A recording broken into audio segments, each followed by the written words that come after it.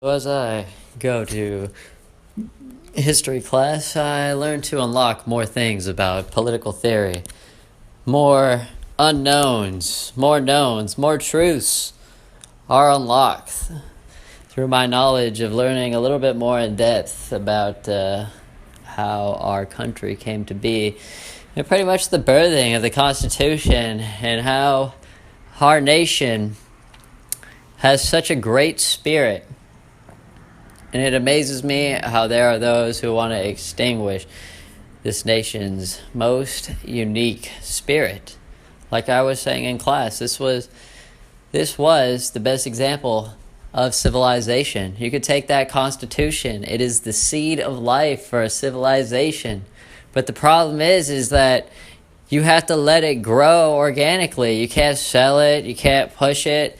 It just has to be a seed, and you have to let it grow. That was the best part about why America just came out to be so perfect and how it was. The forefathers saw that they had this nice experiment with all the proper conditions, and they just wanted to nurture it and let it see what would happen if there was no outside forces telling it what to do. And the others, our forefathers, they saw this uniqueness. So when I go to these classes where they try to take away this uniqueness and try to say they were just being realist and learning this communist agenda is really sickening, because like I said, it takes away from the fact about what the Constitution really is. Like, why don't we teach about like how great it is and how we all work together and came together, become a nation, united against one? Why is that such a bad thing? I never really understood that. But what I did learn today, strikingly enough, is that the conservatives were the liberals back in the colonial times, as they were rich and loyal to the king. The liberals today are loyal to their globalist masters and social media overlords pretending to be on your side as they stab you in the back. They're like snakes in the grass, just waiting for the perfect opportunity to strike. And on a side note, who else we learn about? Edmund Burke. He was a communist. Unbelievable. Why are we learning about all these communists in American history? Like they're trying to undermine our democracy through this pseudoscience political communist bullcrap.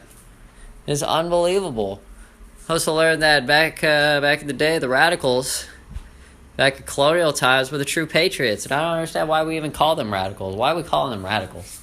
I mean, they use the term themselves, but I mean, they weren't really radicals. Their ideas were just radicals. So how could you say, like, as a person, that they were radicals?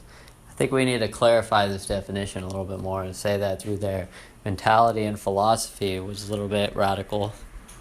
But they were the true patriots of our nation. People who wanted to be independent and build themselves up instead of being controlled and loyal to a master, even though they use propaganda, another term that actually needs to be identified more if you bring it up in class, I feel. This is a dangerous term because there's a lot of misinterpretations that go around about that word, just like any yin or yang, good or bad. Like there's good propaganda and there's bad propaganda. You can use propaganda to a point to where it doesn't really, I want to say, long term. You want to use it to get a point across, and that's it. You shouldn't use it as a mind control source method.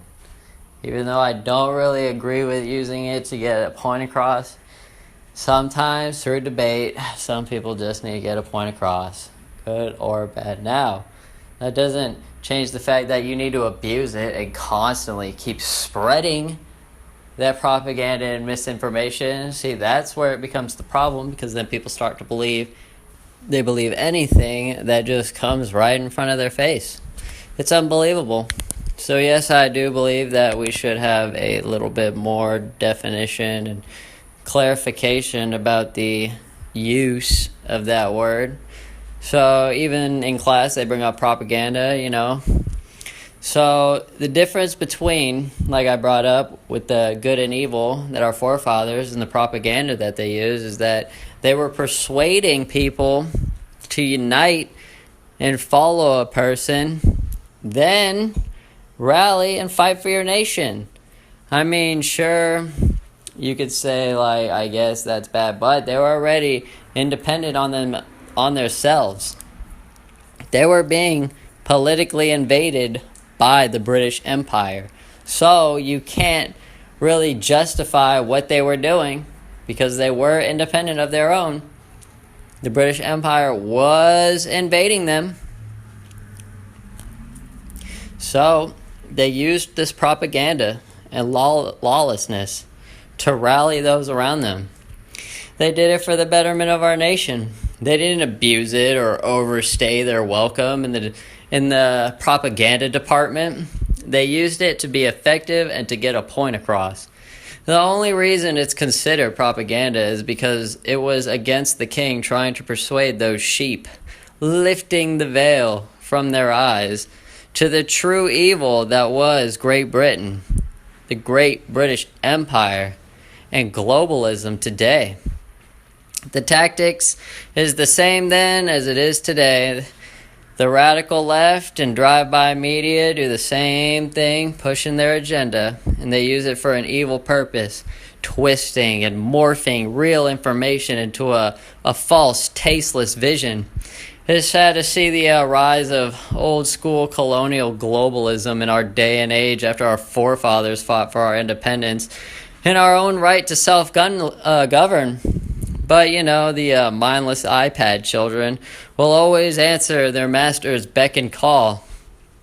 I wonder how our forefathers were able to combat that sick, twisted illusion that is globalism by freeing their fellow communists from that thought slave. Like there must be more to it than what we're reading into, because right now we need that cure to help these poor children of the iPad. They need the veil lifted. They need to see things for what they really are instead of living in that false, scared bubble world that they live in. It's unbelievable.